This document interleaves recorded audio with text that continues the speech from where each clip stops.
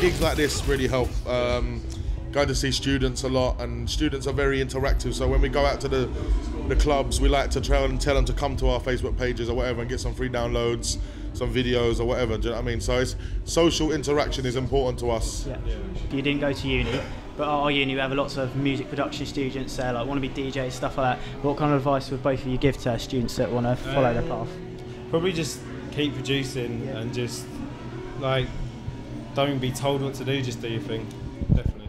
Yeah, I'd say as well, patience is key. Yeah. Like, I'm coming Nothing on. happens overnight. Nah, I'm coming on to 26 now, and the first time I went on Pirate Radio was 15. Yeah. So it's 11 years. But every time I meet someone, people think like this.